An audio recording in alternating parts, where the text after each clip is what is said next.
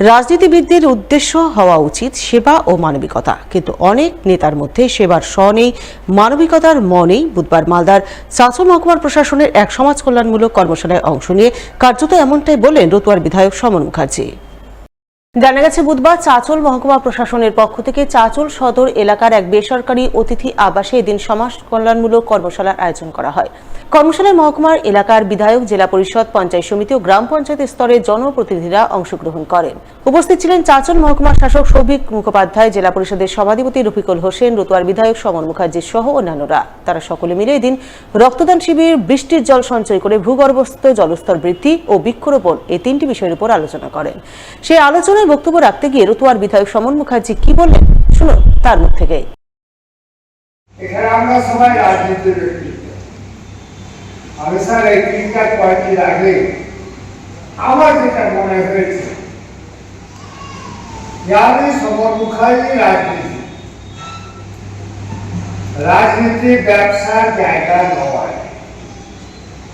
আমার মনে হয়েছে রাজনীতির প্রথম কথা হচ্ছে সেবা, তারপরে হচ্ছে মানবিকতা, তারপরে ধন্যবাদী আমরা করি, ওটা তো থাকবে, কিন্তু ওটা কিন্তু মূল নয়।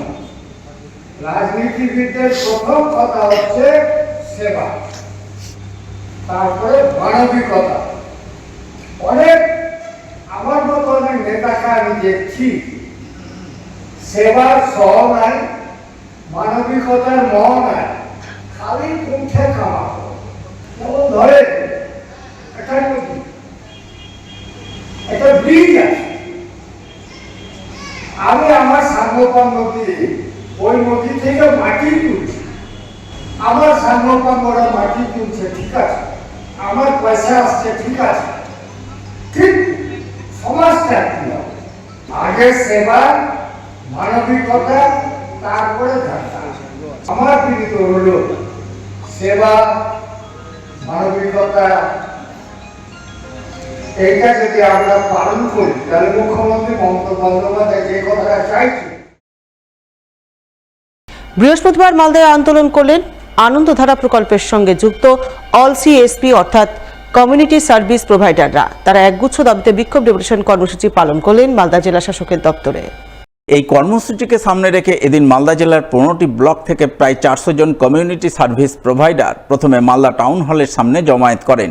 এরপর তারা সারা বাংলা কমিউনিটি সার্ভিস প্রোভাইডার্স অ্যাসোসিয়েশনের ব্যানারে মালদা শহরের বুকে মিছিল করেন।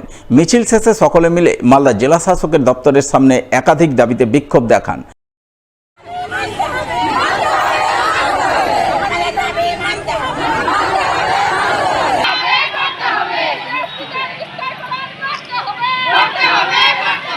উত্থাপিত দাবিগুলির মধ্যে সিএসপি কর্মীদের স্থায়ীকরণ, তাদের আই কার্ড প্রদান, এককালীন টাকা প্রদান ইত্যাদি ছিল অন্যতম।